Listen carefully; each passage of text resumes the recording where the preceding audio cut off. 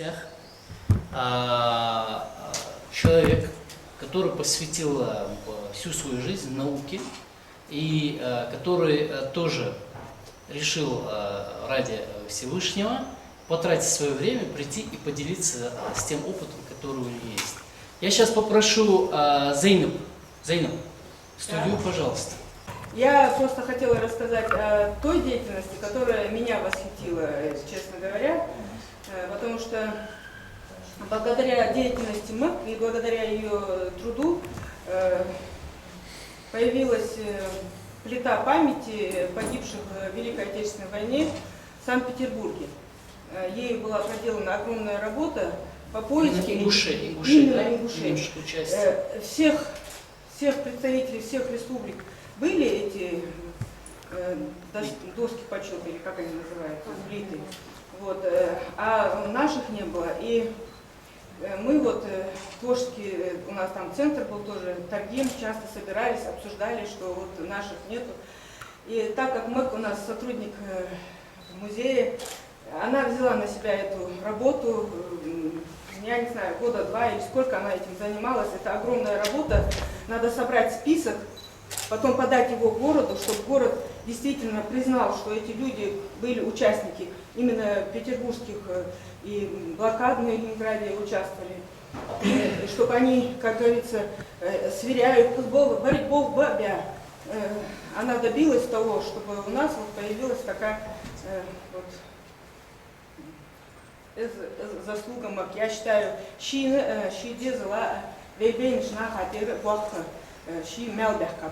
вот ее заслуга в этом. Вот это я хотела именно рассказать. Но кроме этого, конечно, МЭК все вот эти ее труды, она просто вот в архивах достает любой материал, который она находит об Ингушетии, об ингушах, и печатает за свой счет, в принципе, личный, вот у нее спонсор, ее муж. Это уже надежный спонсор. Надежный спонсор. Вот, мы вот дружили с семьями, вы знаете, у меня муж был художник Давуд Аздоев, вот, и очень много они помогали и нам в организации выставок, и совместный фильм мы делали. Так что бескорыстно, социально, до глаза ложишь у республика, у Валай, а мы как еще.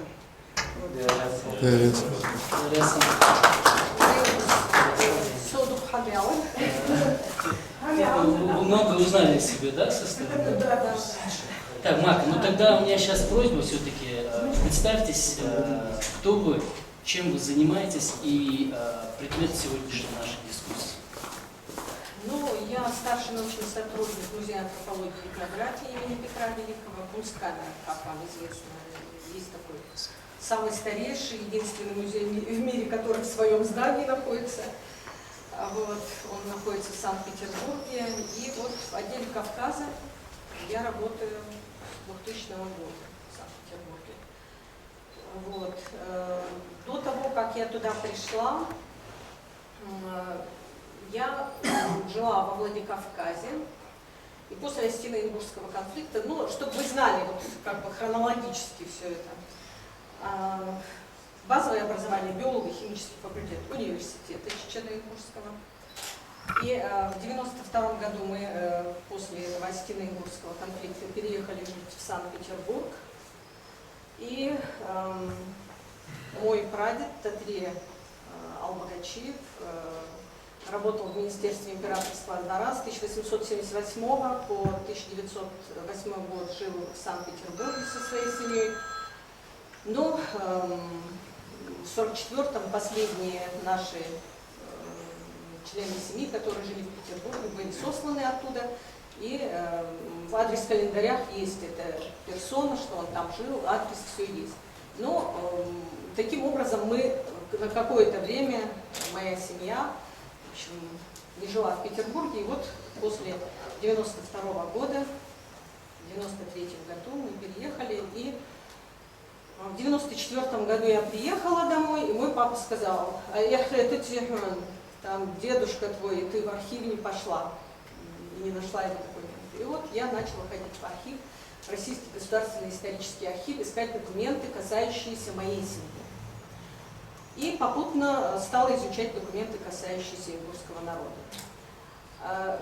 Читая эти материалы, я ехала домой, часто спускалась в метро, как многие из вас, а может даже и все, шум метро, я иду, иногда плачу, иногда реву, иногда говорю, чего не надо,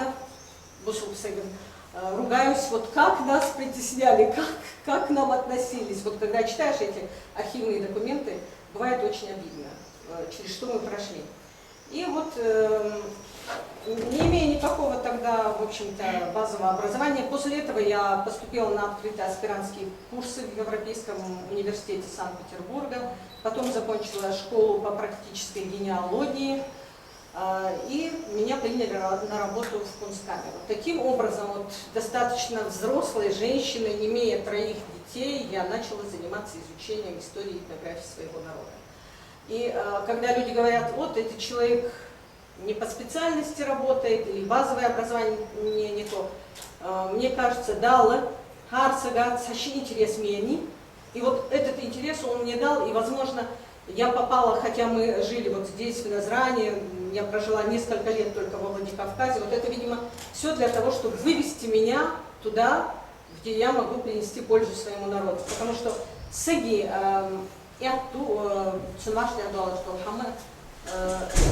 не потому что личные качества, но нас всегда ведет Аллах, и я абсолютно убеждена, что все, что мы делаем, это с его легкой руки, и если человек говорит, вот я могу, я сам сделаю, у него никогда ничего не получится.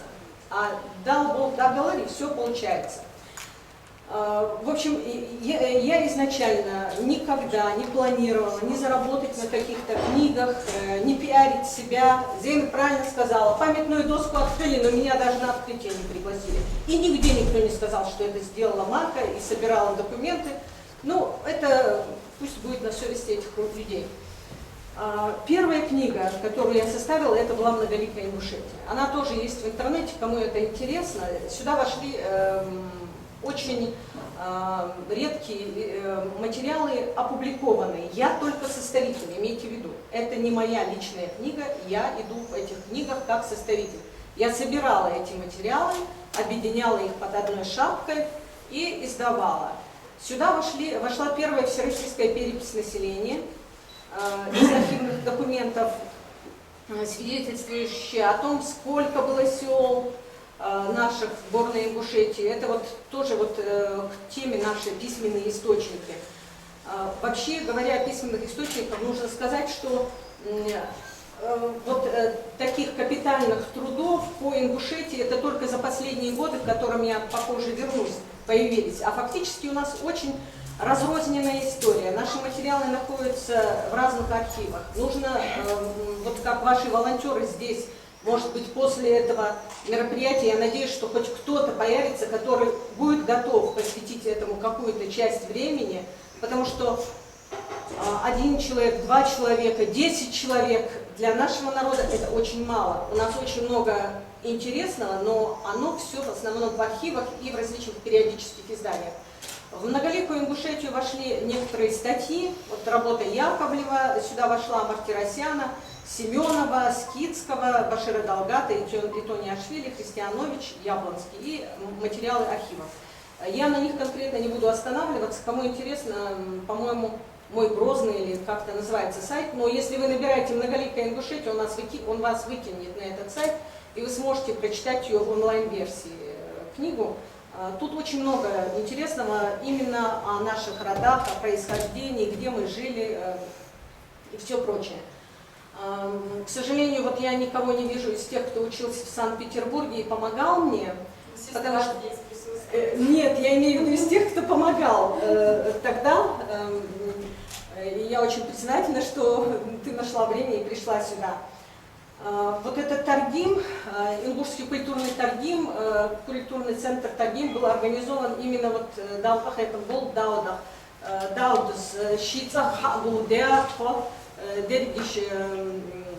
Это был наш проект. Вот как вы сейчас, мы начинали все это для того, чтобы об Ингушах знали в Петербурге, чтобы мы там не были на каких-то задворках. И за тот период, пока был вот этот Тардим, я не говорю за последние годы, но за предыдущие годы, к 300-летию, Замик Бирждартхат, в том числе и у Арти, который здесь сидит, маленький мальчик, Арти Машулян Рахматсуган. А вот отсюда.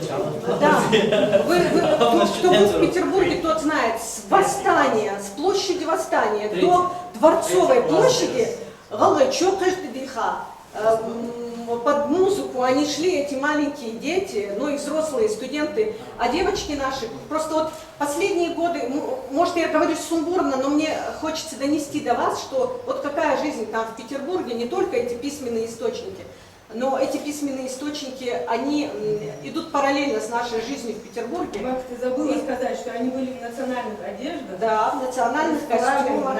Да. В интернете фотографии были, я видел. Это был парад 300-летия Санкт-Петербурга. Да, 300-летию это было. И вот тогда в Петербурге учились девочки, мальчики, которые, ну, совершенно отличаются от тех, которые живут теперь. Они могли в любое время позвонить. В тюрьму посадили, они звонят, в больницу попали, они звонят, реферат они не могут звонить. Они вот как-то вот объединились вокруг этого Тардима.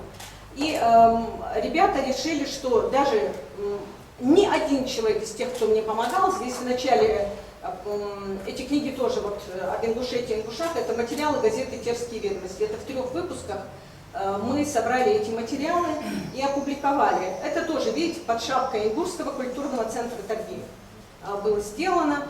И ребята приходили, чтобы со мной... Я извиняюсь, я небольшую ремарку сделал. Смотрите, у нас как бы свободная дискуссия, имейте в виду. Да, можете вопросы задать. Да. Единственное, так, в любом случае, вопрос-ответ это будет в конце после лекции, имейте в виду. Но если вот к месту и к теме. Да. Есть один момент. Вот вы сказали, что это Терские ведомости. Да. Это, значит, выборка всех терских ведомостей, все, что касается Ингушах, я правильно? Да. Эта работа проводилась именно с целью выявления этих документов. И сюда, в эти книги, вошли все, ну я не скажу все, я все-таки не компьютер, чтобы выверять все до точки. И не скажу, что это 100% все, что есть в Терских ведомостях, но то, что мы находили, материал и таец, но имеется в виду, материал вошел в библиографию. Потому что мы все-таки должны знать, что какая-никакая цензура есть, какие-то материалы совершенно уникальные, о которых мне хотелось, которые мне хотелось внести в книгу и опубликовать. Ольгинское столкновение, в Ольгинском, там, между осетинами и ингушами, та же самая статья о Слепцове в газете «Терские ведомости» и многие другие материалы, они не вошли. Но если среди вас есть люди, которым это интересно, в конце тома есть библиография. Причины, почему не вошли? Вот я и говорю, мне сказали, сдуть безец. Нельзя, все я Нельзя. И нужно поднимать, и в общем, это, забудьте. Это какие годы, Мак? Что? В какие годы сказали, что это что за цензура такая? А я тебе скажу, какие Можешь годы. сказать еще, кто сказал? Нет. 2003 год. Книга эта. Следующая у нас в каком году вышла? Ну, в общем, и это не шло оттуда, это больше шло от людей, которые со мной работали. Вот, ну, может, это все вместе шло, не знаю. Но сам факт, что кому это интересно, библиография есть, открыли библиографию, нашли номер газеты. Теперь очень удобно, можно через отдел внешнего обслуживания заказывать электронные копии и получать CD их дома. И в этих 3 книгах обиднее всего, я призываю даже, наверное, тех, кто сидит в этом зале, если среди вас есть такие патриоты, взять и обобщить этот материал. Тут около 2000 ингушей, которые, вот такие рубрики, я не буду конкретно останавливаться, потому что все после работы устали. Вот, например, 1 глава, публицистические материалы. Ну, это, допустим, может быть, не так будет интересно, но я считала, то, что вот для меня интересно, будет и для других, и поэтому многое включила. Я составитель, еще раз повторяю, ситуация яздят, а я хожу, вот взрослые люди с образованием мне пишут и говорят, ситуация яздят. Я говорю, хам яздят, да, цнах яздят, Это судьба ученого, мать, ничего страшного. Такие люди тоже бывают среди нас. Вот статистические сведения, вот я, по-моему, очки не взяла, но мне было тут интересно то, что статистические данные, о которых, ну, для того, чтобы это найти, вот Магомед не даст соврать, это надо в архиве сидеть, искать много лет, и можно и не найти после стольких лет. А вот в Терских ведомостях они были, статистические данные. И самое главное, это приказы и распоряжения по Терской области, высочайшие приказы по военному министерству в Санкт-Петербурге о назначении и увольнении, вот, в основном это материалы, касающиеся нашей терской милиции. Это вот была вторая книга, первой книги у меня у самой нет, но она совершенно такая маленькая была, туда вошел только 1 год. Но газеты «Терские ведомости», потому что мы все-таки жили во Владикавказе, и об ингушах сказано достаточно много интересного, но в этих 3 книгах не столько вот эти все архивные, все выявленные мной материалы, как я сказала, библиография есть. Вы можете, если кому-то интересна конкретная тема, получить эти газеты и работать с ними конкретно. А здесь вот эти приказы по Терской области о назначении, о переводах из одной части в другую, Терская милиция. И самое лучшее, что есть в этих книгах, именной указатель. Здесь вы найдете, каждый найдет, если не свою фамилию, то бабушкину, дедушкину, и вы находите людей, которых вы не искали и не подозревали, что они вообще есть. Своих людей имеется в виду. И эти книги, они в университете были, и больше в продаже, по-моему, они не появлялись. Вот приказы и распоряжения, горские словесные суды, сельские аульные суды, приказы по Терской области и переменах по службе. И тут есть раздел «Благотворительность». Вот я на ней более конкретно остановлюсь, чтобы вы могли иметь представление, какие были наши предки. Мы просто привыкли, что на нас вот этот ярлык нехороший, а о хорошем говорим мало. А у нас очень достойные люди были. У меня просто без очков. Вы же видите, вот прочитайте, я думаю, ребятам будет интересно. Слух можно? Я специально интригую.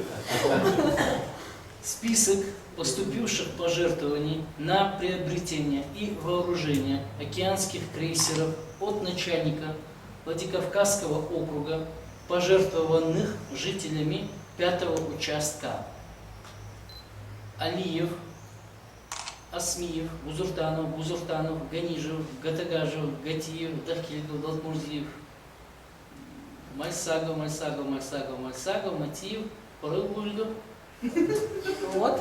Самтиев, Ужахов, Чабиев, Шадыжев. Шадыжев, да. Это общество селения Калашковского. Вот такие, их не очень много, вот этих таких сведений, их очень мало, но они характеризуют наше общество, понимаете? Вот какие крейсеры, Сунжа, Терек, о каких крейсерах, но мы, тем не менее, помогали, и тут еще благотворительность в пользу голодающих по Волжье и так далее. Может, как сейчас Крыму, может быть, Да, такой механизм. Вот сейчас у всех это, все подумали, может быть, тогда был административный ресурс, как Ну, сейчас. Нас же сейчас тоже Крыму помогаем все. Ну вот. Хотя бы могли, если больше кому помочь. Это я так немножко Ага. не сатир. Вот, кроме газеты «Терские ведомости», не обработанные, не изученные остались многие газеты, которые издавались во Владикавказе, в Грозном, а там огромное количество информации, которая бы нам сегодня во многом помогла. Но из-за отсутствия исследователей, которые могут там сидеть, отдельно хочу сказать о ребятах, студентах санкт-петербургских вузов, которые ходили со мной в архив, вернее, это не архив, это Российская национальная библиотека, газетный фонд. И вот из архива хранилища выдаются вот эти газеты. Газеты «Терские ведомости» издавалась с 1864 по 17 год. Газеты очень старые. И вот эти листочки нужно стоя вот так переворачивать, чтобы они не порвались. И на сканирование их тоже не выдавали. Нужно было снимать на фотоаппарат. И естественно, за амортизацию, за то, что ты принес фотоаппарат, оплачиваешь отдельно. А потом эти фотографии обрабатываешь дома, потом вводишь эти данные в компьютер. Работа, конечно, огромная. Но ребята ходили со мной, и им было интересно. О, Сунца Корвяв, Сунчи Корвяв. И вот... Мак, вы можете назвать фамилии этих ребят? Конечно, они есть в этой книге. Штигиану, Здесь давай я вам. много. Ну, их не так много. Так, сейчас я вам скажу, сколько, какие тут были студенты. Их на самом деле было не так много. Так, Помочь? сейчас я смотрю студенты, чтобы этих людей не забыть. Вот студенты, например. Так. Годоборшева Марка Борисовна, студентка Северо-Западной академии государственной службы. Годоборшева Мадина Борисовна, студентка Государственной педиатрической медицинской академии. Плиев Ахмед Багаудинович, Институт внешнеэкономических связей и права. Датмурзиева Лила, выпускница Государственной педиатрической медицинской академии.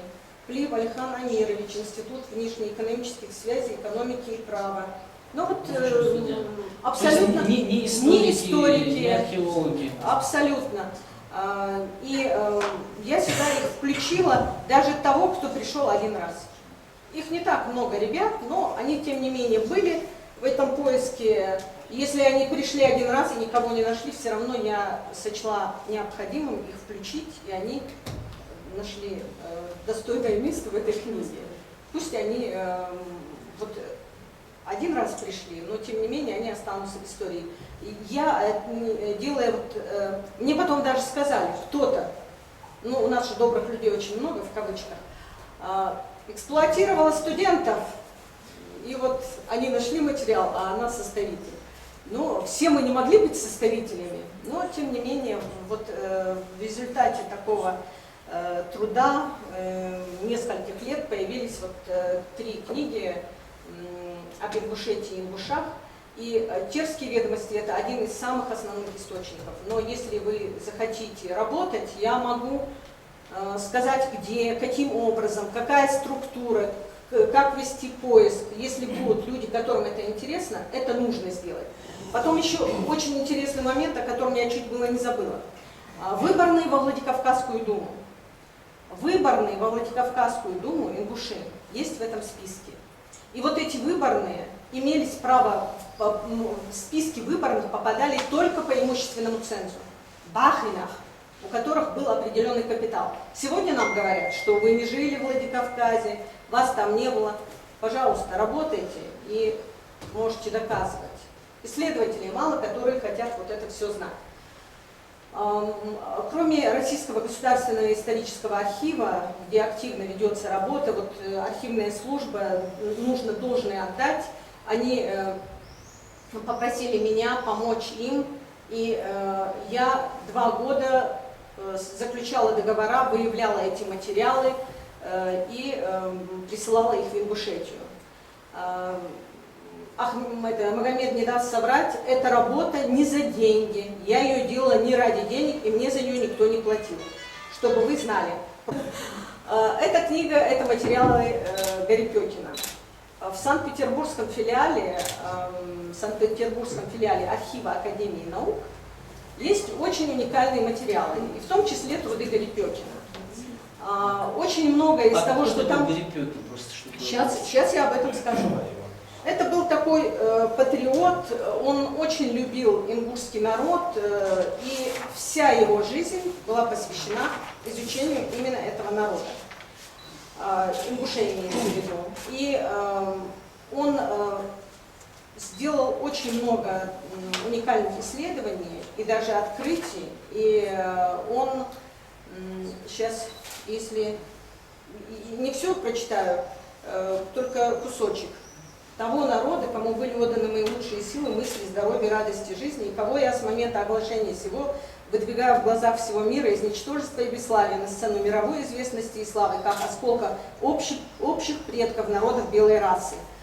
Этот человек изучал народ, он считал, что ингуши вот это народ, который несет арийские корни, и некто сэр Ричмонд, который изучал языки арийского корня на Кавказе, он пишет, в этой книге это есть, вы это увидите потом, пишет, что из-за того, что Верепетину не давали возможность публиковать эти материалы в России, он их отправлял в Лондонскую академию наук. Но это было уже вот в 30-х годах, сами понимаете, период очень сложный, но тем не менее в 18 году ему было присвоено Верепетину за его открытие, которое он сделал в отношении ингушского народа, тоже очень интересные работы по языку. Именно за ингушскую азбуку, алфавит ему было присвоено звание Нахасида и выделено 15 тысяч золотом, что ли. Ну, в общем, достаточно большая. Какой год еще раз? Это 18-й год, в 18 году. И вот эти... Кто ему выдвинул эту номинацию? На съезде ингушского народа. Тут все это есть. Просто я принесла вот такой черновой экземпляр. Есть эти книги. Кто-то даже в интернете тоже разместил из ребят. Они сосканировали ее. Она тоже есть вроде вот в электронной версии в свободном доступе. А если кому-то она очень нужна и кто-то хочет поработать с этой книгой, я могу подойти. Центр СД, да? Хорошо, обращайтесь в центр СД. И вы получите. Это надо Элизу Матиеву.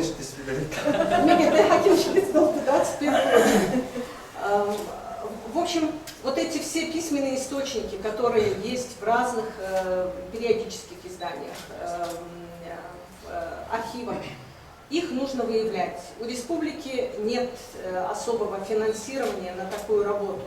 И хотелось бы, чтобы среди молодежи появились такие люди, которым бы это было интересно. Вот есть такой исследователь, ингушский зять Гумба Гурам Джотович, который изучал эти армянские источники и написал книгу о войнахах, и он неоднократно обращался в республику. 3 студента. Он готов в армянский университет устроить их и курировать, чтобы они изучали староармянский язык, чтобы мы могли свою историю вот из этих источников взять. Но на сегодняшний день не нашелся ни один ингуш, который хотел бы поехать туда. Это, конечно, большая работа, и вы прекрасно должны понимать, что наука никогда не приносит ни денег, ни каких-то особых дивидендов. А в остальном, вот, что кто-то станет на этом каким-то успешным, я боюсь, что это не будет, но если кто-то вот будет иметь такое желание, обращайтесь, я Ахмеду оставлю все контакты человека, который готов помочь. Может, прямо сейчас кто-то есть, кто желает? Но нет, это просто так желать мало. Надо же, чтобы они должны иметь какое-то хотя бы базовое образование и навыки работы в архиве. Это работа в архивах, это грязь, это пыль, это монотонность. Сегодня заказал, получил через 3 дня, а в некоторых архивах вы получаете через неделю.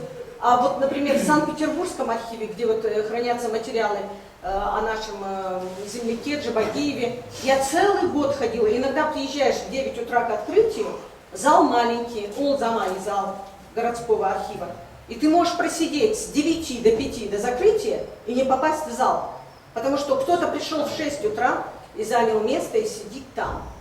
И поэтому вот эта исследовательская работа, касающаяся именно архивной работы, она имеет свою специфику. И я думаю, может, если вот появятся такие интересные люди, которым, вернее, такие исследователи, кому это интересно, наверное, если придут к Магомеду в архивный центр, то они им помогут направить их как-то, или, может быть, вы создадите тренинговый центр им. Но это в перспективе. Это если будут такие желающие, кому это интересно, то я знаю, что в нашей республике вот и Умалат со мной работал, и Магомед работал, и другие. если мы нашли, мы не будем прятать под стол. Все, все, с кем я близко общаюсь, не думаю, Ахмед, что только негатив. У меня есть прекрасные друзья, которые в 3 часа ночи мне помогают, если я звоню. Ну, я вижу, они пришли. И все, что у нас есть, мы отдаем. И отдаем абсолютно бескорыстно, потому что ни одному человеку, вот если мне дали бы еще 100 жизней, мне 100 жизней не хватит обработать материал, который я имею. 100 жизней. Потому что мы же, у нас вот, работая над томом Ингуши, я к ней плавно, может, перехожу к этой книге. В этом году появилась впервые в серии «Народы и культуры» том Ингуши. Это был такой, вернее, это проект Тишкова и наш 23-й том из этой серии. И в этом томе, в работе над этой книгой участвовало 39 авторов. В основном, конечно, это сотрудники Ингушского госуниверситета и НИИ Республики Ингушетия. И, конечно, небольшое количество авторов извне. И должна подчеркнуть, ни один человек не получил ни одного рубля, никаких благ с этого тома. Единственное, каждый получил том Ингуши в подарок за работу, которую они проделали, и все. В свободном доступе есть продажи книги? К сожалению, этой книги нет в свободном доступе здесь, в Ингушетии. Я думаю, нет, может быть, цена Дохка-Шхалмег, я не знаю. Но я знаю, что в Академкниге она есть. Но я перед отъездом в Петербурге позвонила, мне сказали, в одной Академкниге 3 книги осталось, в другой 1. Уже в Питере нет в Академкниге. Но в Москве она еще есть. Стоимость ее 790 рублей. Количество экземпляров? Озоне есть там. Озоне. Интернет-магазин. В интернете я тоже видела, да. Тираж. 1320 книг. Тираж небольшой, но мы столкнулись с колоссальными сложностями в подготовке, мало в подготовке, в издании этой книги, потому что реформа Академии наук, которая произошла в этом году, они, в общем, изменили правила, по которым жил этот том до этого года. Если раньше они собирали заявки, там каждый автор и каждый желающий присылал в издательство, ну, естественно, через ответственных редакторов, через нас в основном, присылал заявку, там 2 книги, 10 книг, 15 книг. И мы проделали большую работу, вот Магомед со мной работал, знает, заверять лишь печатью, что вот я хочу столько-то книг. Все, что они просили, мы сделали. Они нам перед самым издательством, перед там где-то в конце года говорят: если не оплатите полную предоплату, мы не делаем ни одну книгу. Я говорю, ну если все тома издавались на основании требований, а потом выкупался том, почему на томе Ингуши все должно так заканчиваться? Реформа Академии наук денег не делала.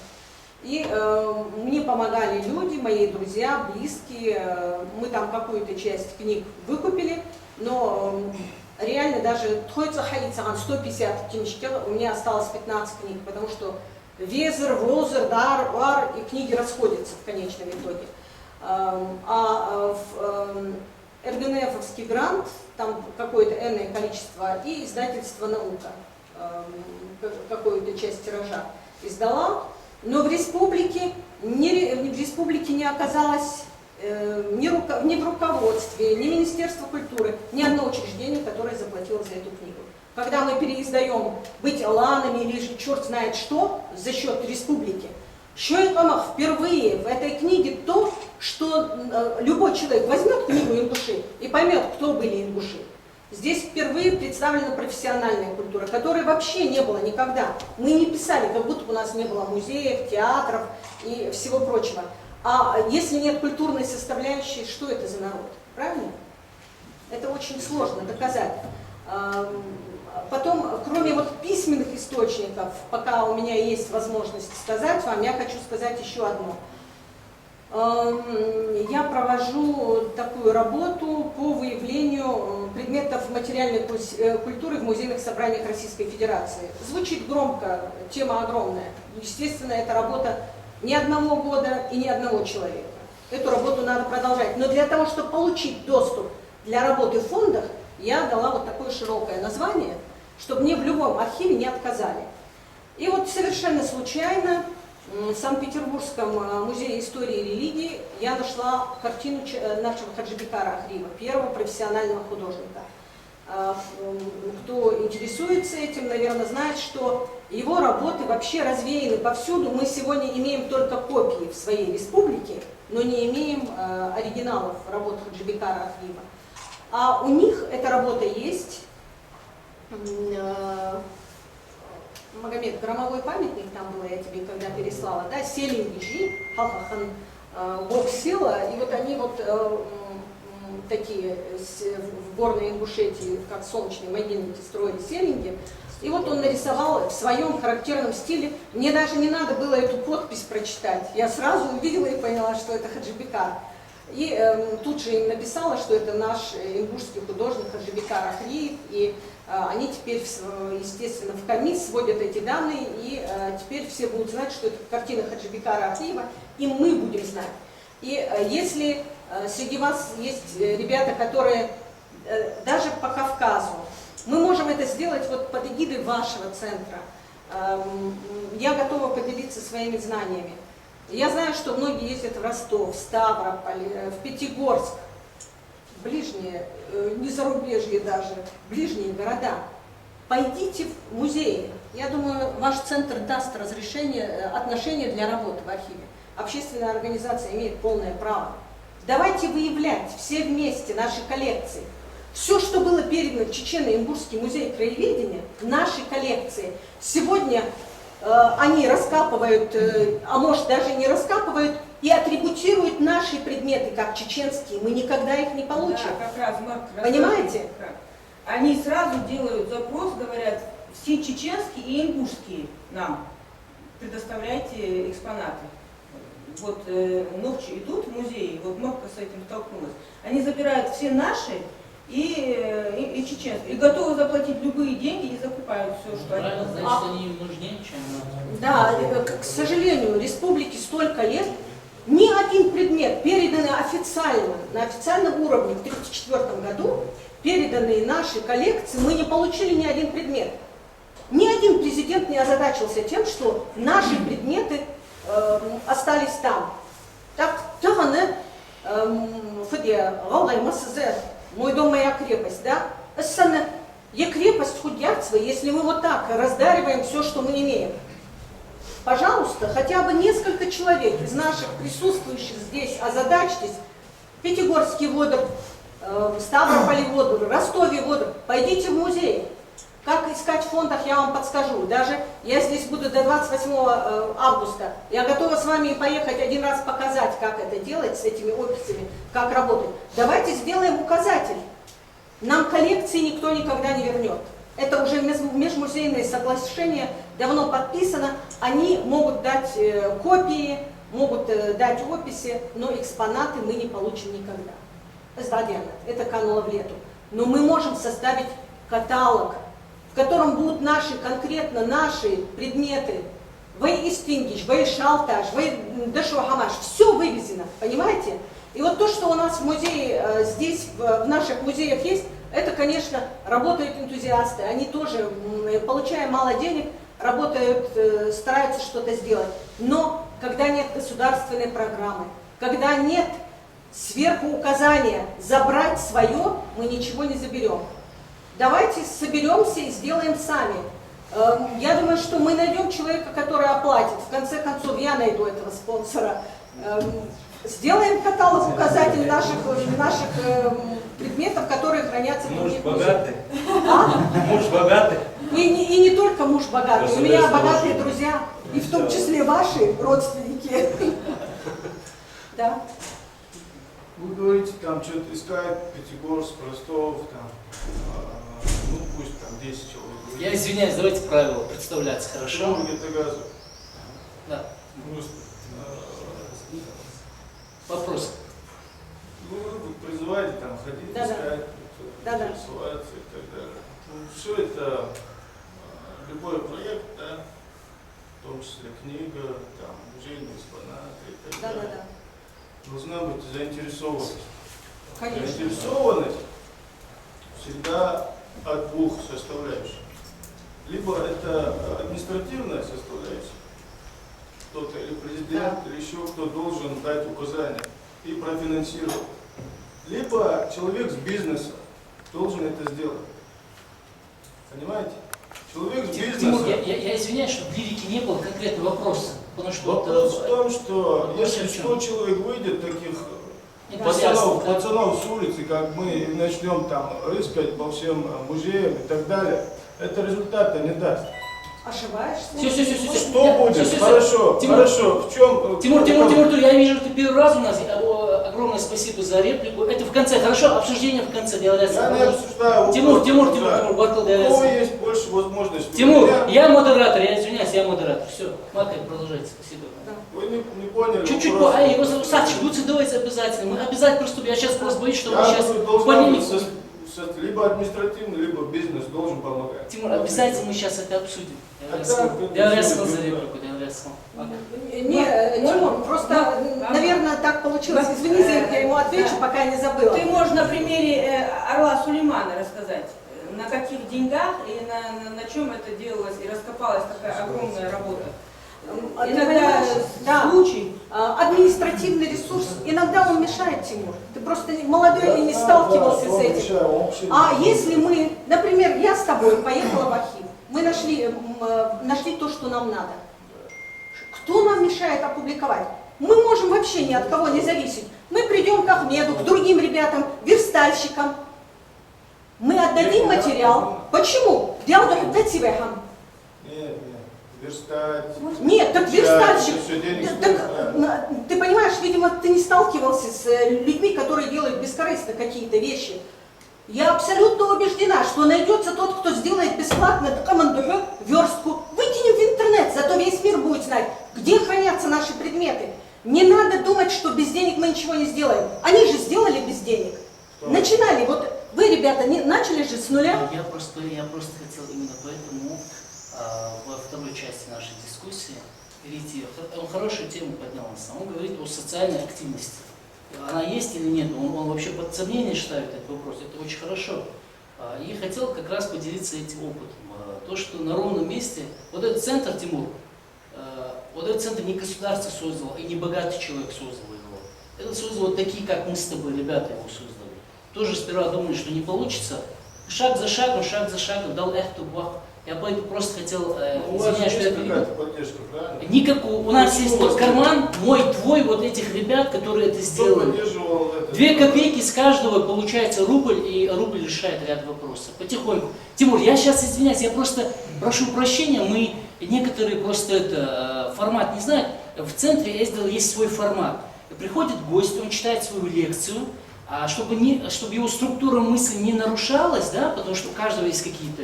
Она сперва излагает, лектор излагает свою мысль, а в конце мы обязательно переходим вопрос к ответу. Хорошо? Я просто когда говорил, в самом начале я говорил, если имеет отношение, потому что то, что ты говоришь, это немножко риторическая реплика, где стоит поразмыслить немножко это, она не требует конкретного ответа. Хорошо, Тимур? Мака, продолжаем. В общем, я думаю, Мака, мы говорили о том, что в разных городах есть разные экспонаты. Да. Нужно это выйти. Да, вот в Ставропольском архиве именно Хаджибекара Ахриева картины, у них экспонируются оригиналы, они есть там. Но мы можем искать не только в Ставропольском, в любом архиве, имея вот это отношение, выявлять эти предметы. И когда у нас будет та же самая электронная версия, есть электронная версия, мы же вот друг друга здесь многие не знают. Даже, может, кто-то есть в моих друзьях, кто-то добавляется там, что интересно написал, ответил, Вицлу, правильно? Мы же через эти сети узнаем достаточно много информации. Мы можем ее, если не нашли спонсора, алхамдулилlah, есть где разместить, положили туда, люди будут пользоваться, люди будут знать.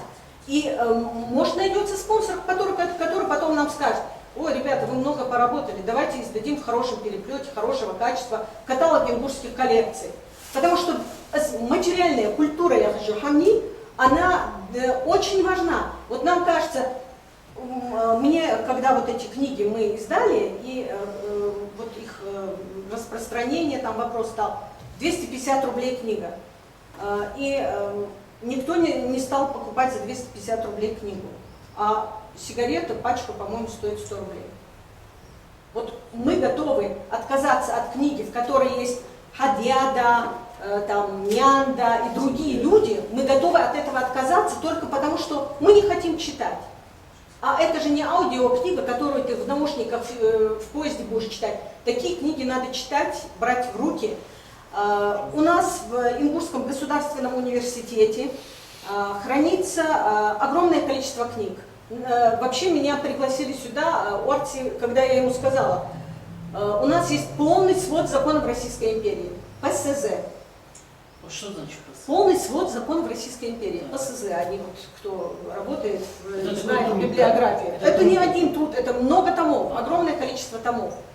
Вот если юрист, ингуш, задастся целью написать кандидатскую, докторскую, ему не надо никуда ехать. Мы ему дадим полный свод законов Российской империи. Сиди дома, ночью, уложили детей, это и женщины могут сделать. Абишабианби, час-два каждую ночь, результат будет.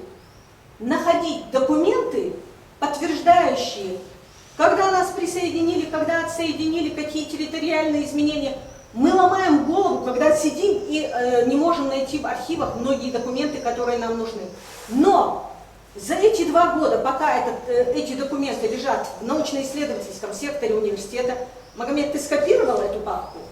Щугаюлыч есть, в архивной службе есть, в Ингушском государственном университете есть, в нашей библиотеке есть. Я везде проехала и отдала 62 гигабайта, кто, ну вы все, я думаю, в компьютерах разбираетесь, какое огромное количество литературы. Там литература не про ингушей, не конкретно про ингушей, но литература, например, Кавказский календарь. Кавказский календарь – это кладезь для нас, но ни одного исследователя… Что это такое? Это такая достаточно объемная книга, Кавказский календарь, в которую входят материалы до 17 года, и в которой публиковались абсолютно разные, начиная от этнографических данных до статистических данных. И в основном туда попадали военные, служащие, и можно взять этот Кавказский календарь, работать с ним. Ждерик материал, еще. Я в следующий раз приеду и вам скину всю эту папку. Электронную папку, но вам надо будет терабайтник или что-то. Приходите сюда, работайте у них, бедача. Потом в прошлом году или в позапрошлом, Магомед, архивная служба сделала такой подарок для всех ингушей, живущих во всем мире. Газета «Сердало» с 23-го года по 71-й тысячи газет.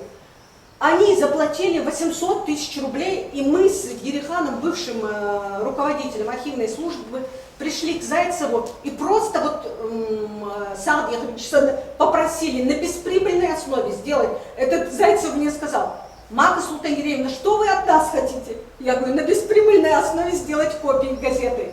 Мы не можем, республика не в состоянии заплатить вам те деньги, которые они просили. И они нам сделали на бесприбыльной основе 800 тысяч за такой интервал, когда мы получили газеты, это вообще ничто. Но с этими газетами… Электронный вариант. Электронный вариант. И, по-моему, через торрент ребята качают, читают. И, да, и многое из того, что тот же самый 40-е годы, что было, как мы жили. Неужели это я, женщина, имея 3 детей, еще кучу всяких обязанностей сделала? Неужели вы, взрослые, молодые, не можете? Посидите над газетой «Сердало», сделайте хотя бы библиографический указатель. Он будет всем доступен. И выложите его. Не нашли спонсора. Бацвей, но послудежнах. Но вы ваш должен быть. Потом я бы хотела, чтобы мне помогли еще в одном проекте. Ваша архивная служба обратился ко мне, Малварьян. Алмазовиса сказал, что вы издаете списки репрессированных или что-то там, какую-то книгу. Это в архивном вестнике там просто. Да. И я, помнишь, привозила тогда списки этих репрессированных, а я тоже волонтером ходила в мартиролог. В Российской национальной библиотеке есть такой отдел, который возглавляет Анатолий Яковлевич Разумов. И он мне давал вот какие-то блоки, вот то, что по ингушам, и Бог с материала, и когда мне Иса позвонил и сказал: Мака, вот в наш архивный пришли, я говорю, вот что у меня в компьютере есть, я могу вам прислать, что в компьютере. Не нашла, стала искать на сайте списков репрессированных. И вы знаете, что обнаружилось? Я стала читать и просто вот погрязла в этом. И злилась, что у меня не хватает времени сидеть над этим. Подумайте до конца и присоединяйтесь ко мне 1-2 человека. Давайте сделаем списки репрессированных по ингушам. У меня, я дошла до буквы «Д», 345 страниц. Это 2000 или 3000 у меня там людей уже есть. По фамилиям я покажу, как искать именно ингушей, потому что у нас много фамилий общих с чеченцами, там, с дагестанцами и так далее. Давайте сделаем электронную версию. Я обращалась в тот же центр мартирологов. Они сказали: если вы сделаете ссылкой на наш сайт, пожалуйста, мы не возражаем. Но у нас будут все ингуши. И вот когда ты сидишь и ищешь эти ингуши, Карца, Балта, пригороды, а нам говорят, вы там не жили. Да даже вот то, что лежит на поверхности, давайте возьмем, давайте сделаем. И если это могут женщины, которые обременены многими трудностями, неужели мужчины не могут это сделать? Безработные почему этим не займутся? Вот мой призыв: давайте объединяться людям, у которых есть интерес, которые хотят что-то сделать для своего народа. Диалог. Никто вам ничего не заплатит. Более того, еще какие-то ярлыки навешивать будут. Но диалог я вам дал до дать. Вот на этой оптимистической ноте я хочу закончить. Мама по ходу предложила рецепт борьбы с безработицей нашей республики. Надо доложиться об этом главе. Вот. Ну что, основная мысль лектора нашего изложена сегодня. Сейчас, наверное, приступим к вопросам и ответам. Здесь есть ребята, которые первый раз в центре. Я рад, что вы пришли, на самом деле. Чуть попозже я попытаюсь немножко вам рассказать о нашем центре, чтобы вы поняли, кто мы такие и что мы здесь делаем. Вот. А сейчас давайте тогда... У меня просьба, значит, правила игры таковы. Руку поднимаем, я беру на заметку, представляемся, фамилия, имя и статус желательно. И вопрос коротко, хорошо, без преамбул, просто вопрос. И ответ Мака. У меня просьба тоже коротко, потому что сейчас время намаза сейчас будет, да. Итак, давайте начинайте. У кого есть вопросы? Да? Представьтесь, пожалуйста, это... Меня зовут Ренада Джалил Худжаев, подальше отойду, чтобы всех видеть. Я аспирантка Маки Султангиреевны Санкт-Петербург. Я родилась и выросла в Санкт-Петербурге и надеюсь, что являюсь носителем петербургской культуры. И могу вам сказать, что вот Мака сейчас рассказывала, как трудно было собрать все материалы и установить мемориальную доску памяти ингушей, которые погибли, защищая Ленинград в годы войны. И я уверена, что пройдет лет 50, и здесь, в Ингушетии, в Петербурге, будут установлены мемориальные доски, посвященные Маке Султангиреевне. Просто вы знаете, что в жизни очень много разных сфер. Да? Вот есть сфера бизнеса, есть сфера культуры и искусства, и есть сфера науки. Это совершенно особенный мир. И вот Мака в Санкт-Петербурге, она смогла... войти вот в этот рафинированный мир питерской интеллигенции, которая занимается наукой. В отделе Кавказа это единственный человек с кавказской фамилией, который там работает и который пользуется просто огромнейшим авторитетом. Презентация книги ингушей в Санкт-Петербурге прошла с очень большим успехом. Собралось, наверное, человек 50. Были видные ученые, и вот этот труд, который совершила она, да, я считаю, что это подвиг в научном мире. Собрать такие материалы в одном издании, которое будет иметь научный вес, то есть, понимаете, можно написать художественную книгу о ингушах, она будет очень интересна, ее прочтут ингуши, да, и они будут очень счастливы, что вышла эта книга, но создать такой том, собрать воедино материалы, которые будут пользоваться научной достоверностью, это невероятно сложно. И вот это была книга номер 23 вот в этой большой серии, которая выпущена Академией наук. Ответственные редакторы, рецензенты, там люди с мировым научным именем. Я невероятно благодарна Маке за то, что она мне вообще 2,5 года назад открыла, кто такие ингуши. Честно вам скажу, я 2,5 года назад вообще не имела никакого отношения ни к ингушам, ни к чеченцам. И сейчас вся моя жизнь связана с Ингушетией. Я могу сказать, что я просто обожаю Ингушетию. Я последние 2 года большую часть провела здесь. Мака – это человек, которым вот вы можете гордиться. И вот сейчас Тимур задал такой вопрос, что есть 2 ресурса для того, чтобы заниматься чем-либо. Вот наука, я вам могу сказать точно, что это тот ресурс, в который вы можете прийти с чувством патриотизма. Да? Есть еще, кроме, это может вызвать улыбки, да? Вот я такой идеалист, это действительно так. Я вам могу сказать, что мне за мою работу, а я сейчас тоже пишу диссертацию именно об ингушах, да, по этнографии детства ингушей, никто никогда ни одной копейки мне не заплатит, это совершенно точно. И я это делаю вот из чувства любви к этой земле, в которой я прониклась, да, и из чувства благодарности к Маке. И у меня есть вот тот драйв, потому что я хочу это сделать, да? Вот это должно идти изнутри, я хочу. Если вы будете вот как бы такой вот достаточно аморфной массой, а зачем, а кто мне за это заплатит, а кто это оценит, у вас вообще ничего не получится точно. Потому что когда Мака это делала, она абсолютно на это не рассчитывала. И когда я видела, как Мака целый год своей жизни просто от начала и до конца посвятила тому, чтобы сделать этот том, я ей говорила: Мака, ты делаешь это ради Аллаха.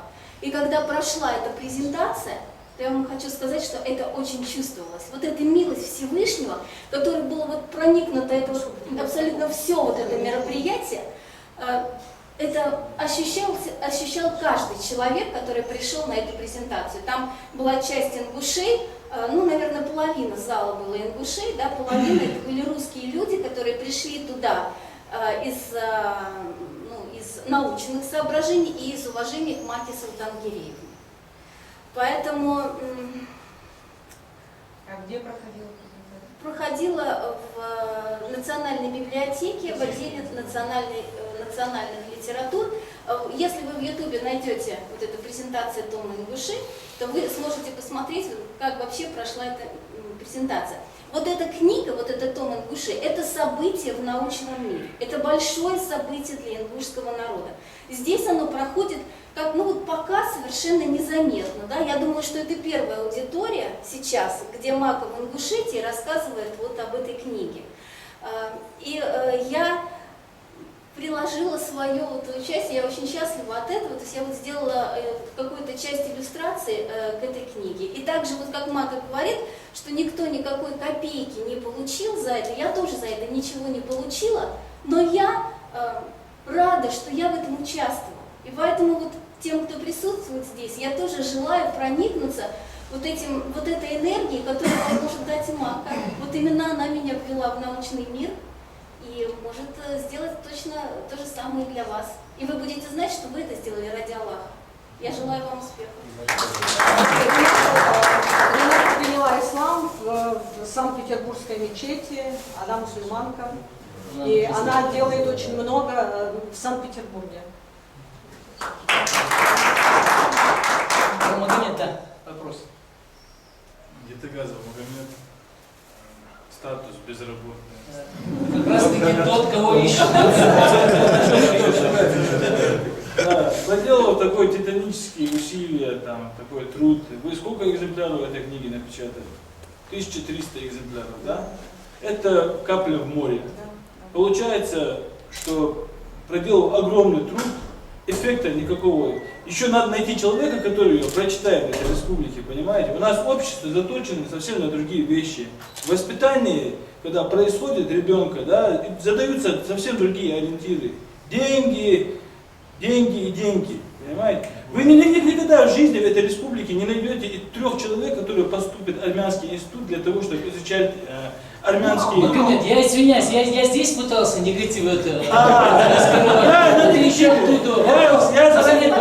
Один момент, я просто сейчас все выскажу сначала, а потом я задам вопрос. Сейчас. Вот эти 3 студента, которые должны быть. Вы их не найдете, если за это не будут платить. вопрос стоит в том, что государственный подход должен быть в этом вопросе. Какие бы вы титанические усилия вы не делали, или другие там люди, которые желают блага для этой республики, если вопрос не будет подниматься на республиканском уровне, мы ничего не добьемся. Это будет, как это называется, труд просто так, я думаю. Вот Кадзуев Иса, да, известный писатель, сколько книг у него интересных. 95% жителей этой республики не знакомы ни с одним его произведением. Понимаете, что я хочу сказать? Что финансирование это самое главное. Осетины, которые наши соседи, будем продолжать, они, у них ничего нету, но благодаря финансированию они свои сказки копируют, и мы докатились до того, что наши учителя в наших школах, ингушки, берут материал с сайта 15 регион и дают о событиях 92 года, оттуда материал дают, ихнюю интерпретацию событий, понимаете? Пока вот такие дуры будут среди нас, ничего не будет. Магомед, я сейчас извиняюсь, я же вмешиваюсь. Все. Значит, вопрос. Негатив. Вопроса никакого не. Как вы думаете, 1300 экземпляров помогут нам в чем-либо в этой республике? Все, я понял. Вот у меня вопрос. Коротко. Помогут они? Я думаю, что 1300 экземпляров, а вы знаете, есть книги, которые выходят тиражом 200 экземпляров. Я знаю, я читал. И они приносят результаты. Какой? А эта книга, она поступила, ее преимущество в том, что ее издала Академия наук, а не Ингушетия. И она попала, кроме того, что она попала во все ведущие библиотеки страны, она еще попадает в библиотеку многих президентов. Она попадает за пределы нашей страны. И то, что ее мало, Магомед, найдите спонсоров, ее можно еще переиздать в течение 5 лет. Наше правительство, наше руководство ни одну книгу не купило. Я не купил. Никто не купил. Но нашлись ингуши, которые заплатили. Алхамдулиллах. Дал Сколько стоит один экземпляр книги? В издательстве 627 рублей она стоила, а теперь она стоит в книжном магазине 790, в Академкниге. На сайтах я последний раз, по-моему, видела в Озоне, по-моему, 1800. А Якуб Пативи мне позвонил, сказал, во Владикавказе, в книжном магазине, какой-то у них крутой там книжный магазин, 1900 она стоит, продается в Северной Осетии. Маленькая, я нисколько не хотел принизить то, что вы сделали. Я просто хотел сказать, что Магомед, в общем, движение против этого не должны вы одна двигаться. все будет хорошо. Мы Магомед должны является, все двигаться. я поделюсь вам секретом. Магомед является участником школы лидеров учителей, которая провела общественная организация «Центр Эздел». То есть мы, ребята, организовали этот форум, 100 человек, пригласили экспертов с Питера, с Нальчика, с Москвы, проходили почти 3 дня, учились там, все нормально, все хорошо. Просто он еще не переосмыслил, видимо, этот проект, но я думаю, он скоро станет участником нашего стана. Абдулхамид, вопрос. Евлоев Абдулхамид, работаю в «Газпроме». У меня такой вопрос. Сколько денег нужно? Вот получив определенную информацию за весь период работы, что сделать такое самое яркое, что запомнится? Та информация, которую вы получили от Ингуша, от истории, есть какой-то момент, который больше всего запомнился, вы хотели бы поделиться? Ой, вы знаете, если честно, По-моему, для женщины лучше вопроса и не придумаешь, по-моему. Нет, я не могу сказать, что вот мне вот это больше нравится, вот это меньше, потому что для меня, как исследователя, любое слово, вот когда составляла эту книгу, вот там написано, допустим, Дакиев Магомед Ахмедович, Терская милиция, такой-то год. Это всего 2 строчки.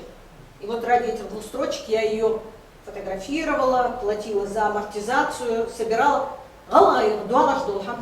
Для меня нету, незначимого у нас нет, потому что все, что связано с историей, с этнографией, с культурой ингушского народа, мы на самом деле многое потеряли. 11-й год, 30-е годы, 44-й год, потом атеистическое прошлое. Нас постоянно, мы проходим через какие-то катаклизмы и теряем. А то, что вот Магомед сказал, что 1300 экземпляров, а вы можете, вам интересно, сколько был тираж осетинский и чеченский? 870 книг у осетин было. и 1100, кажется, у чеченцев. Я не верю, что Чеченская республика не профинансировала... Она 1,5 миллиона заплатила авторам. Мак, не Чеченская реагируйте на провокацию, республика. не реагируйте на эту реплику. Следующий Да. вопрос. Да, Адам. Сейчас, Тимур, сейчас Адам сперва. Ага, Адам, давай. Адам Савин, руководитель общества незрячих. Сначала, конечно, благодарность вам, являюсь вам, всем, кто вам помогал. Адам, я извиняюсь, еще раз, организация. Руководитель общества незрячих. Вопрос участия государства, любой участник государства всегда оставляет отпечаток на том или ином научном труде. Согласен, да? Да. Либо политическая конъюнктура, либо идеологическая и так далее. То есть минимизировать, во-первых, участие государства. И еще один вопрос. Наверное, когда... Адам, это первый вопрос был? Нет, ремарка маленькая. Когда Африн начинал свою деятельность, да, его вообще у нас в республике, в обществе воспринимали как вообще сумасшедшего, наверное, да? Это потому, что вы делаете, то, что вы делаете сегодня бесполезно. Оно не бесполезно, оно очень нам нужно. И вопрос о списках репрессированных. Вы имеете в виду репрессированных 44-го года, или же начиная там с гражданской войны, раскулачивания? Да, там есть списки. Из 1937 года люди попадаются там, и Великая Отечественная война. Но там, конечно, значительная часть людей это депортированные, потому что они тоже попали в эти списки репрессированных. Вопрос следующий. Вопрос, да, Ахмед. В своих работах вы определенный период рассматриваете или вот насколько это возможно глубину как бы историю, как вы уходите? То есть я имею в виду вот древнюю историю как-то пытаетесь? Есть периоды. Я абсолютно вообще никогда не касаюсь древней истории, потому что я в основном работаю, у меня тема диссертации была «Письменные источники» по Ингушетии конца 18-го, первой трети 20 века. И, соответственно, вот вся эта работа вот вокруг этого хронологического периода. И я, может быть, это там в том кабинете сказала, сейчас хочу сказать, вот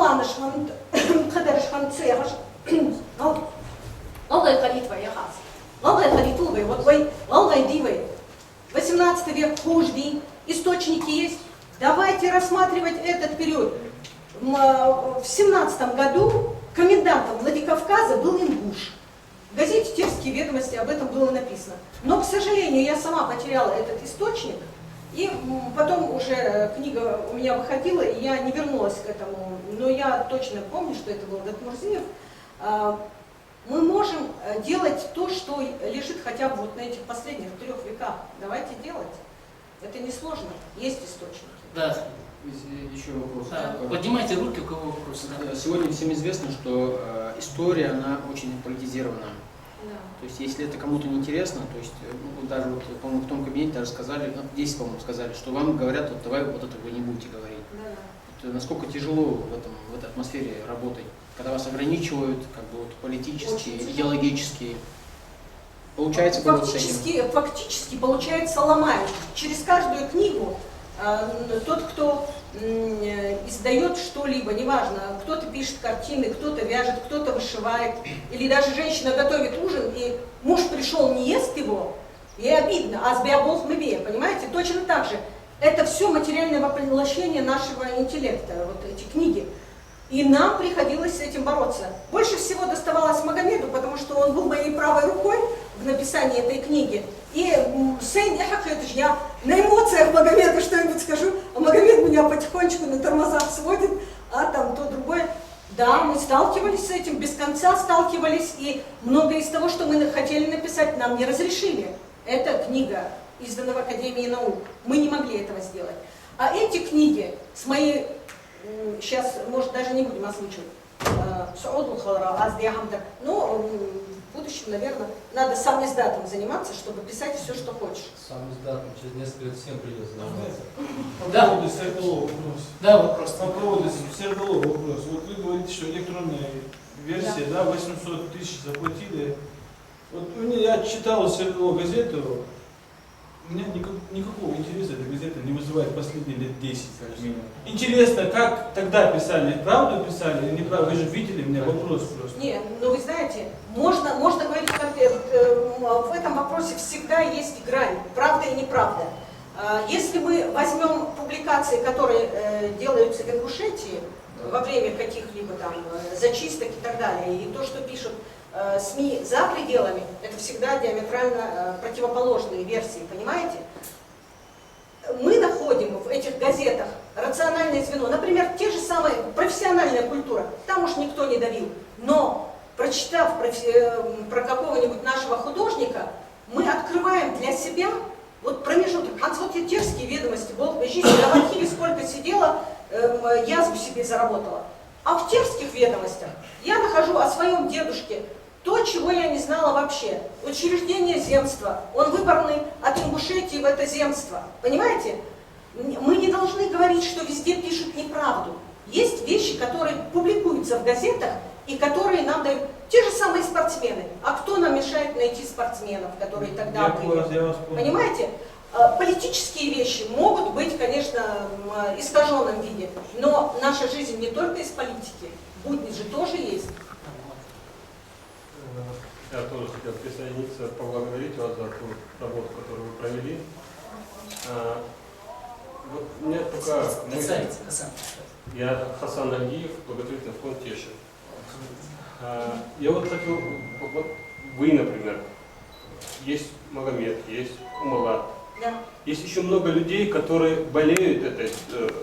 Но вы как такое ощущение, что вы где-то как разрозненная сила. Нет. Почему бы вам не собраться в одним фронтом, собраться, как же вы говорите, даже та же площадка вот сюда, да, вот один раз в неделю или один раз в год, обсуждать какие-то эти вопросы, выводить, заявления делать не от лица, например, как бы Магомеда, Умалата, или как бы, а от лица какого-то объединения, которое борется. То есть за вами уже было слово как-то более весомое, на мой взгляд.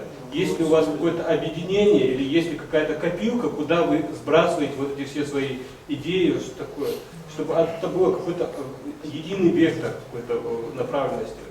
Такое ощущение, что все у нас вот так разрознено, и даже в вашей среде такое ощущение есть, я не знаю, почему это, даже в такой, казалось бы, какой-то деятельности, которая не приносит какой-то такой, как вы говорите, прибыли, да, и в то же время, где вот эта точка сборки какая-то должна была быть, на мой взгляд, вот, вы не думали об этом или... Вот почему нужно это не нужно, да. Может быть, это и есть, да. И еще хотел просто ремарку вот к молодым ребятам. Вот есть аят Корана, где говорится, что Аллах не меняет состояние людей, пока они не изменят то, что у них. То есть это обязанность, которую Всевышний Аллах нас обязывает делать что-то, а не критиковать и говорить, что это не все в руках Всевышнего, а наше дело как бы идти к этому, а дойдем, не дойдем. Результат Всевышнего, да. За нами процесс, да? Да. Я сейчас отвечу. На самом деле, вот все наши исследователи в республике, большая часть, по крайней мере, мы всегда взаимодействуем. Умалат приезжал к нам в Кунсткамеру, читал лекцию, провел, Изеина пришла, и дети пришли, и люди со стороны приходили, слушали его, потому что вот фортификационные сооружения в Горной Ингушетии, по-моему, было. И люди со стороны пришли, им было интересно, а у нас в Кунсткамере идет ремонт, и у нас очень маленькое помещение, где можно собраться. Вот яцерти. Потому что все мне говорили, а потом все так влюбились в Умалата, и часто у меня даже сейчас спрашивают, когда он приедет. Мы все, у нас на самом деле, может быть, и нужно какую-то общественную организацию, где бы мы и вправду могли, но каждое лето приезжаем, мы так или иначе все время на контакте. В Санкт-Петербурге, Анна, как-то дистанцию никогда не чувствую, потому что нужно мне что-то, я им напишу или по почте, или так, они мне ответят. Наверное, мы уже на каком-то таком этапе, когда, может быть, и вправду нужно какую-то общественную организацию. Ребята, думаете, я готова присоединиться к любой организации, которую вы будете здесь организовывать. Я не так часто... Должна быть идея, вне зависимости от того, кто ее возглавляет.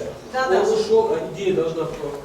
Если мы такую организацию будем создавать, надо, конечно, Мария Цароева, других, всех объединить и что-то такое. Давайте подумаем, да. Хорошее зерно для размышлений Да. Наш центр, я сделал национально так создавался, потому что мы сами по себе ребята, все хорошо, все прекрасно, ходим друг к другу в гости. А вот когда речь идет именно вот как площадке какой-то, или же как о ресурсе каком-то, да, от лица, который ты можешь заявлять, что-то отстаивать, какие-то позиции, это удобно бывает очень. Да, тем более, когда есть вот это, даже та же самая общественная организация, если будет какая-то общественная организация, куда будут входить ученые, занимающиеся изучением ингушского народа, это не обязательно, чтобы были ингуши с разных концов. Да, если мы, будет.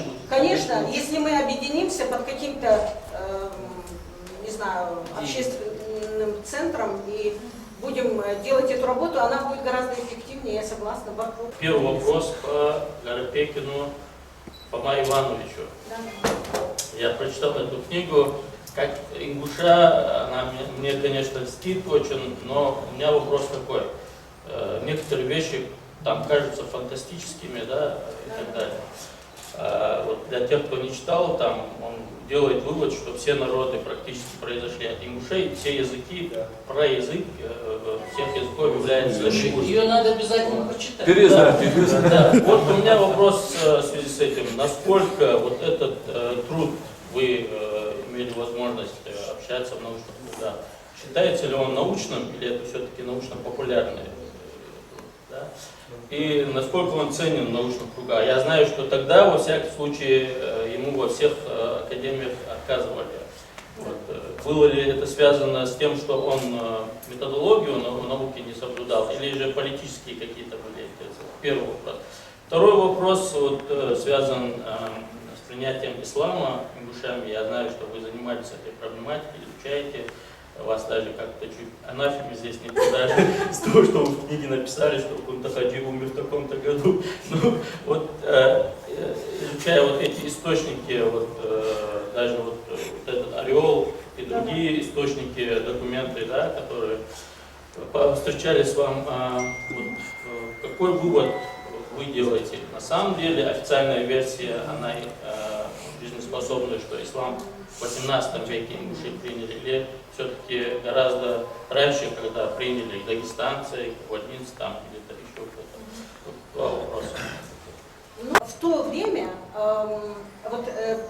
документы, допустим, 17-18 года, вот они же там по годам расписаны в архиве тоже, они у него явно вот с научной точки зрения выверенные, он там ссылается на источники и пишет, что древние языки, древняя письменность Магади, приводит примеры вот, ингушского алфавита, надписи, которые он находил в горах, и сколько этих букв встречается в древней письменности Магади. Потом вот этот сэр Ричмонд, который о нем писал так лестно, он говорит, что он приехал на Кавказ изучать языки арийского корня, и вот именно вот эти труды Гарипекина, так как они написаны в противовес теории Мара, а как мы знаем, теория Мара только в 30-х годах, в 40-х даже годах она была подвергнута анафеме, и до этого идеологически вот только Мар, только институт, эфетический институт, возглавляемый Маром, мог вообще говорить о языке. А тут какой-то Гарипекин, он фактически лесничий в Терской области. Но вот исследователи знают, что в тот период, это не то, что мы сейчас какие-то узкие специальности, уролог, там то, другое деление у нас. А раньше люди, получавшие базовое образование, они были всесторонне развитыми людьми. И поэтому, как многие говорят, что не обязательно, закончив высшее образование, нас учат не только специальности, нас учат работать с источниками. А следовательно, вот Гарипекин, он очень хорошо владел методологией, он проработал все. Но вот последние годы, вот там 24-й год, и вот его эти письма, что он не признан, что к нему так относятся, вот тут уже чувствуется, что человек болен, он же ослеп, он в нищете, возможно, и умер, потому что вот теория Мара и государственная политика, которая была направлена на утверждение теории Мара, она совершенно противоречила теории Гарипекина. Я не являюсь языковедом, не имею морального права говорить, насколько она научна или не научна. я этот материал дала в факсимильном издании, чтобы никто не мог подделать и переделать. Если мы наберем в Word этот текст, можно будет кому угодно переписать на себя. А это факсимиле, это его рука, это оригинал, просто вычищенный в полиграфии и изданный. Поэтому, если есть исследователи, наши знатоки языка, может быть, и Лев сам там со своей группой потом как-то что-то сможет сделать, но труды Гарипекина надо изучать. И надо продвигаться в этом направлении. Можно было бы в ту же самую Лондонскую академию наук написать запрос. Теперь же через электронную почту это можно сделать. Просто вы понимаете, идей много, но жизнь одна, и один человек не может. Давайте кто-то пусть займется Гарипекиным. Мы подскажем, старшие подскажут, каким образом искать. Не обязательно быть историком, не обязательно быть историком для того, чтобы какую-то точку в этом вопросе поставить. Это у нас, что касается Гарипекина. Теперь по поводу ислама. Да, по поводу ислама. Вот, конечно, официальные наши документы говорят о том, что мы там с шейхом Мансуром в 18 веке на стороне шейха Мансура воевали, и там были ингуши, следовательно, это единственный письменный источник, с которыми я знакома на сегодняшний день, свидетельствующий о том, что да, мы приняли ислам, и вот известно, подлинно известно, что вот с шейхом Мансуром мы были на стороне шейха Мансура, следовательно, мы были мусульманами. Но есть такая газета «Кавказ», и в этой газете «Кавказ» 1854 год, «Два узденя» называется работа, и вот там описывается, он описывает как будто бы, вот путешественник один описывает, Стрельницкий, по-моему, он описывает, что вот в молодости ему привелось быть в горной Ингушетии, и он описывает четко общество ингушское, язычники, христиане, мусульмане. И он пишет, как вот они начинают вечером у родника спорить. Язычники, мусульмане, христиане. И вот если это 854 года, следовательно, вот какая-то часть ингушей, тем более он описывает уже в таком зрелом возрасте, в 18 веке точно мы были мусульманами. Что касается народов Дагестана, вот Шамиль Шихалиев, очень известный в научных кругах специалист по исламу, они же тоже не были мусульманами. Ислам пришел к ним, но утверждение ислама началось среди всех народов Дагестана в 18 веке. И об этом тоже говорят письменные источники. Может быть, мы в 17 году приняли его, но существующие в ингушском языке арабизмы, вот, тоже тема, над которой нам нужно работать, ингушам. Толкают там сабр, я говорю, это худош мне. А мне говорят, худош, да, и у нас столько таких слов, арабизмов, которые в нашем языке, и мы их воспринимаем как свои, как родные. Следовательно, знакомство с исламом произошло далеко не в 17 веке. Я предполагаю, что это гораздо раньше. А Дауд вообще говорил, что там же вот в Чах Ахриев описывает, что Кист, который пришел с этим орлом Сулеймана в Ингушетию, что он остановился в этом горном селении Эрзи и обосновался там. И Умалат, как раз хронологические рамки, по-моему, 12-13 век, это и время основания этого селения Эрзия, вот, по крайней мере, в источниках. Монография это свои отразил. Вот это, да. Вот это. И вот получается, что если в 12-13 веке этот Кист пришел и обосновался в этом селении, и это село, там жили ингуши, которые первые приняли ислам, это все гипотеза. Сегодня мы не можем это утверждать, но такая гипотеза есть, что вот с того периода вот идет. Джурахман то же самое, пришел с войском с арабского халифата. То же самое можно рассмотреть. Да, это то, над чем мы должны работать, если мы хотим сказать, что мы не вчера стали мусульманами, понимаете? Что-то он да, Бог без. И в этом нам очень помог армянский древний язык. Да, тем более, что вот они-то как раз и писали об этом. Кто он? Кто эта великолепная тройка? Есть там среди нас Тимур Магомедович. Так, сейчас висит, я увидел, что ты поднял руку, сейчас мне запиши. Там вот девушки у нас есть. Ася, вопроса нет никакого? Залина уже... Во-первых, тоже мне хочется поблагодарить, наверное. Нет такого человека, который бы не хотел вас поблагодарить за ваш труд, за то, что вы посчитали нужным и нашли время сегодня прийти, поделиться с нами своими знаниями. Мне хотелось бы просто узнать о дальнейших ваших планах, хотя бы на ближайшие 5 лет. Чисто женский вопрос. Чисто женский вопрос. На самом деле это у меня очень спорные, очень сложные вопросы. Одна тема у меня очень сложная. Знаю, что мне надо будет активно работать с муфтиятом, потому что, работая над темой зикр как мужская ритуальная практика, я нашла очень интересные вещи. Уже слух режет. Нашла очень интересные вещи в судейских практиках других народов, прежних времен. И я считаю, что эту тему надо развивать, и я буду над этим работать. Под псевдонимом лучше.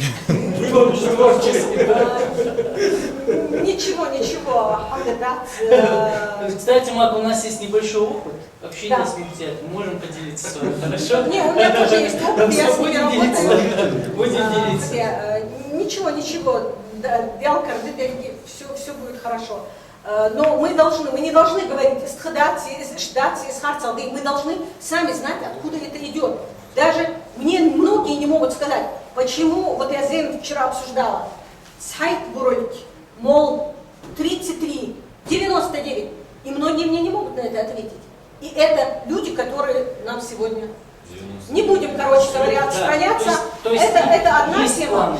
Да, это тема, и этой темой я буду заниматься, что я заявил с темой ислама. Вторая тема, я думаю, тоже надо до конца дней работать, верновал с музеями и коллекцией, потому что это боль, это то, без которого мы не должны, мы не сдвинемся с мертвой точки. И этнография, очень много в этнографии интересных вещей, и работая над этим томом, мы обнаружили, сколько у нас общественный строй. Ханс, даже вот я не буду хвастаться, кому интересно, можете посмотреть. Я написала статью о кровной мести, и за эту статью мне дали лучшая статья года, диплом и премию в Кунсткамере, она в антропологическом форуме находится, вот эта статья, и я там пишу вот примирительные комиссии, как они работают, все эти структуры.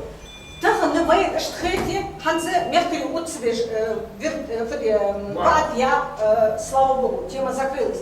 Но предыдущий период он был. Вы понимаете, мы не должны,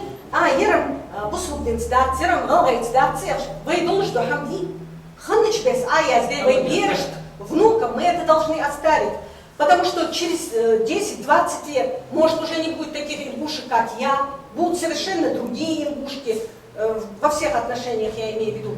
Цудовчики, Тагановые из истории отсюда, вот то же самое Чахахри. Вот как его критиковали, его просто вот не воспринимали, но и он нам оставил правду того периода. И мы, каждый, должны, ни одно общество не стоит на месте, оно движется, следовательно, мы должны фиксировать эти периоды и оставлять нашим потомкам правду. Сейчас висит вопрос. Мое мнение, я думаю, что со мной все согласятся. Вы сделали большой подарок нашей республике, очень большой, внесли большой неоценимый вклад.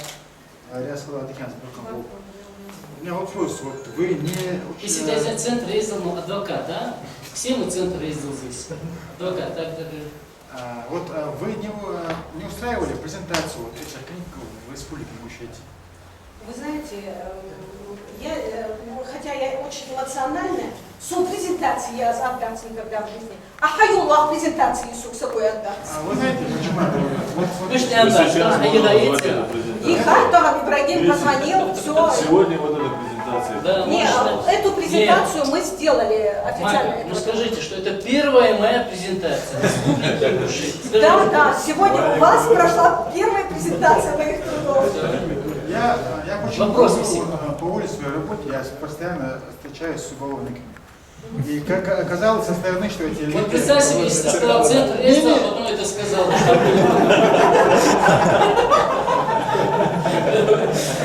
Смотрите, со стороны кажется, что эти люди, да, далеки от науки и так далее, что там понятие культуры для них чуждо. Вот когда люди говорят, я все же это мнение, что у нас в Ингушетии нет патриотов, не знают свою историю. Оказывается, это не знают те, кто говорят, и я не знал. Эти люди, и очень много, вроде кажется, да, они не закончили школы, но, валлахи, они знают историю Ингушетии в цифрах, в статистиках. Они могут 18 век рассказать, могут документ провести, могут какую-то выдержку из какой-то статьи, какого-то рассказа, если этим там какого-то... Это уголовники, да? Нет, не только уголовники. Алкоголики, он правильно говорит. Я к чему говорю, что у нас намного больше патриотов, чем мы думаем. А сейчас, получается, мы книги издали, да, это неоценимый труд. Мы варимся в собственном соку. То есть, да, вы в курсе этих книг, да, и ты, Ахмад, может, тоже там прочитал и так далее, но те, кто могли бы вот это все донести, вот как Тимур сказал, да, популяризировать, они-то не знают. Поэтому нужно было устраивать презентацию, чтобы они искали, они будут искать эти книги. Валлахи, это мы думаем, что неинтересно людям. А вот попробуй с ней пообщаться, и действительно можно узнать, насколько ты ничего не знаешь, насколько ты не знаешь свою историю, да, ограничен. Поэтому я думаю, что надо устраивать презентацию, надо это популяризировать, надо создавать большой резонанс. Почему? Потому что больше вот, чем этого уклада пока никто не делает. Вот почему у нас там всякие там Жириновский хайп, нас всегда говорят, что мы враги народа, нас присоединили так, нас надо уничтожать и так далее, и так далее. Потому что нету такого уклада, не ведется такая работа. Если она ведется, то ведется там в каком-то уголке, и никто не знает. Вот почему нужно обязательно быть членом Везела, знать, что в пятницу приходят гости, прийти сюда и узнать о существовании этой книги вот здесь. То здесь, наверное, 30-20 человек. И все, и от этого толку нету. А был бы большой толк, и люди бы по достоинству оценили бы эту работу, если бы об этом знали. Поэтому нужно устраивать эти презентации. Вот. Это предложение. Это хорошая мысль, на заметку возьмите. Это вторая мысль, кстати, которую мы заметили. Можно я сейчас еще одну фразу скажу? Когда эта книга вышла, она в конце этого года вышла. И я 2 месяца отсутствовала на работе, отпуск у нас очень большой. Собол Хамиеган, подходит мой коллега и говорит мне: Мака, у вас там народные гуляния были? Народ, какие народные гуляния были? Они мне говорят: в Якутии народные гуляния были, когда Том Якутык вышел. А у вас как с этим обстоит? Эх, это что ты постучишь? Республики Цханины без помощи ханянц. Я у президента была неоднократно, когда этот проект только еще в зачатках была у президента. Помощь будет, и тишина. Никакой помощи не было. И мне уже было стыдно жить в Петербурге каждый раз. Только архивы, библиотекашки, все люди науки, которые занимаются изучением. И они: когда презентация, когда презентация? Так, Вейтигер, Халбуашбол, на Лавровский, чтение, Нахби, Эштик Болочан, Халаяха, Тигач, Сумычи, Кинчикдер. Я Кинчикдер, 39 сагвен, я не один автор. Я только один из 3 ответственных редакторов этого тома. Арсамат Магомедович Мартазанов, ректор университета, я и Люба Соловьева, Хоса, 2 ответственные редактора. Мы, естественно, очень много над ней работали, и мы не могли никого пригласить, потому что нет финансирования. Нас никто не финансирует. Так, все Юхарчак, да, Хаян, Тигич, Зизаж, Тур, Малар, Вашах, Тиха, Лавровский, чтение Халбехтана, Вашах, Тиха. В Российской национальной библиотеке, это первая императорская библиотека, которая была в Санкт-Петербурге, в ней в отделе национальных литератур мы провели презентацию. Но это тоже вот на голом энтузиазме, жест доброй воли от нас самих, но никакой... И что мы потом сделали? Кадья Хамычев на Фейсбуке, по-моему, Уартин выставил, или... Многие выставили. Кто-то, да. И потом на YouTube мы скинули, чтобы хотя бы люди знали презентации Альпы и какую оценку дают ученые, которые там выступали. Я поэтому говорю, это было предложение, вот, не вопрос, да. Хороший. А вот на площадке нашего центра вот собрать всех этих людей, там не нужно помощи, да, с телевидения, сделать презентацию. Я услышал. Значит, смотрите, вот я предлагаю, есть такая структура, которая называется Республиканская национальная библиотека, где делают презентацию всех научных трудов, где собирают действительно научную интеллигенцию, молодежь, увлекающаяся историей, этнографией. И мы можем выступить инициатором вот проведения этой презентации.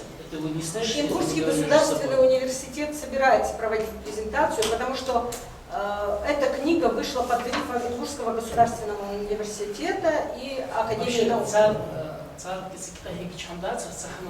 От лица центра я сделал, на самом деле, выражаем благодарность, признательность тем усилиям и тому вкладу, который внесли мы, центр СДЛ, говорим, что вот эта площадка всегда открыта для вас. Мы вас приглашаем сюда с каждым вашим приездом. Я так понял, еще поступила от вас заявка, если я правильно ее интерпретировал для себя, что вы готовы еще дать лекцию на тему язык. Как символ власти. Как символ власти. То есть речь будет идти об ингушском языке и о нем как о символе власти, о чем? То есть о том, что это не просто язык, а что... Как менялся язык в зависимости от языковой политики власти? Как влияло это? Вы до конца, до какого августа? Ее я буду читать. Я не буду говорить, потому что минуту, а сейчас там огромный доклад. Но потом на вопросы отвечать. Безусловно. Читать долго будете? Ну, не будете просто. Да, я понимаю. Не, просто какие-то документы, я же все в голове не могу все, держать.